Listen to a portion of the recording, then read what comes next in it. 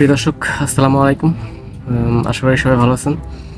একটি বিশেষ সংবাদ হচ্ছে, বাংলাদেশ ফুটবল ফেডারেশনের টানা 4 বারের সভাপতি কাজী সালাউদ্দিন আর থাকছেন না বাংলাদেশ ফুটবল ফেডারেশনে।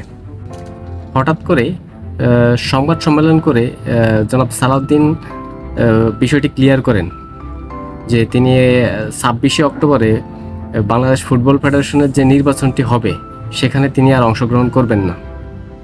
তখন তাকে সাংবাদিকরা কোশ্চেন করে, কেন আপনি নির্বাচনে অংশগ্রহণ করবেন না? তখন তিনি বিষয়টি আর ক্লিয়ার করে বলেন নাই কেন থাকবেন না, কিন্তু তিনি বিষয়টি বুঝতে পারছেন যে বর্তমান সরকারের পক্ষ থেকেও তার উপরে বিশেষ একটি চাপ আছে। তিনি এই বোর্ডে আর ফুটবল ফেডারেশনে আসলে আর কন্টিনিউ করতে পারবেন না। এই জন্যেই তিনি এই সিদ্ধান্তটি নিয়েছেন। গত 5ই আগস্ট যখন সরকার পতন হয়, তখন ফুটবলের বিভিন্ন দর্শক সমর্থকরা ফুটবল ফেডারেশনে গিয়ে তাকে পদত্যাগ করার জন্য বিভিন্নভাবে প্রেশার করে, কিন্তু তিনি সেখানে বলেছিলেন যে আমি তো পদত্যাগ করবই না, আমি আগামী নির্বাচন হতে যাচ্ছে 26শে অক্টোবর, সেখানে আমি অংশগ্রহণ করব, আমি পদত্যাগ করব না। ইভেন তিনি ফিফার কাছেও চিঠি পাঠান যে ফুটবল ফেডারেশন নির্বাচনটি আরও পিছিয়ে দেওয়ার জন্য, কিন্তু ফিফা এই সিদ্ধান্তে অটল ছিল যে 26শে অক্টোবরে নির্বাচনটি হবে। তিনি চেয়েছিলেন যে নির্বাচনটি পিছিয়ে তার টিকে থাকার জন্য আরও সময় পেলে তিনি আরও শক্ত অবস্থানে থাকতে পারবেন এবং আবারও 5ম মেয়াদে সভাপতি হয়ে ফুটবল ফেডারেশনের পরিচালনা তিনি করবেন। এবার আসি, সালাউদ্দিন আহমেদ আসলে কেমন ছিলেন। তিনি আসলে ফুটবল ফেডারেশনের দায়িত্বটা মেইন ফ্যাক্ট ছিল না।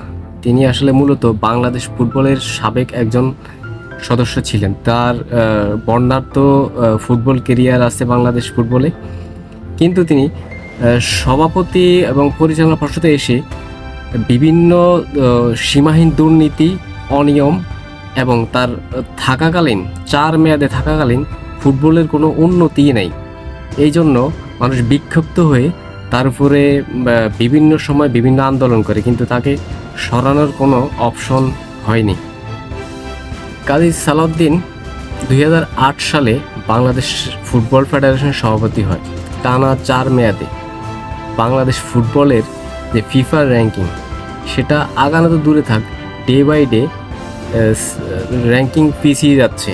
184, 189, এভাবে ডে বাই ডে র্যাঙ্কিং পিছিয়ে যাচ্ছে। আগানো সম্ভাবনা কখনো আমরা দেখি নাই, বা তার কোনো ভালো উদ্যোগও আমরা দেখি নাই।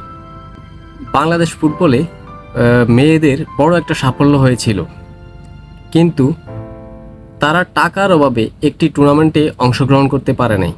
তো সালাউদ্দিনের থাকা অবস্থায় এই ধরনের বাজে ম্যানেজমেন্টগুলোই ফুটবল ফেডারেশন হয়েছিল। সালাউদ্দিন কিভাবে 4 মেয়াদে ফুটবল ফেডারেশনের সভাপতি ছিলেন? তিনি এমনভাবে দুর্নীতি, অনিয়ম করেছিলেন, প্রত্যেকবারে নির্বাচন হলে তার যে প্রতিদ্বন্দ্বী প্রার্থী তৈরি করা হতো, যাকে দেওয়া হতো, তার কোনো পরিচিতি নাই, তার কোনো জনপ্রিয়তা নাই, এমন টাইপের লোকদেরকে দেওয়া হতো, যাতে সালাউদ্দিন নেক্সট টাইমে আবার সভাপতি হয়। এইভাবে তিনি টানা 4 মেয়াদে সভাপতি হিসেবে টিকে গেলেন। তিনি থাকাকালীন দুর্নীতি, অনিয়ম এবং জবাবদিহিতার অভাব অনেক বেশি ছিল। সাবেক সরকার থাকা অবস্থায়ও এগুলার কোনো জবাবদিহিতা ছিল না। অনেকবার মানুষ আন্দোলন করে, অনেকবার নেটে, সামাজিক মাধ্যমে বিভিন্ন সময়ে তাকে সরানোর প্রতিবাদ করা হয়েছিল, কিন্তু এগুলো আসলে কোনো কাজেই আসে না। তো সরকার পতনের পরেই একটা বিভিন্নভাবে প্রেশার হওয়ার কারণে সে সরে যাচ্ছে। অবশেষে সে বুঝতে পারছে যে সে আর টিকতে পারবে না। তো আশা করি সালাউদ্দিনের যুগ শেষ হলে বাংলাদেশ ফুটবল ফেডারেশন নতুন কমিটি আসবে, ভালোভাবে দায়িত্ব পালন করবে, আমাদের ফুটবলকে এগিয়ে নিয়ে যাবে, এটাই আশাবাদ। তো সবাই ভালো থাকবেন। আশা করি নেক্সট ভিডিও দেখার জন্য আমন্ত্রণ রইল। আসসালামু আলাইকুম।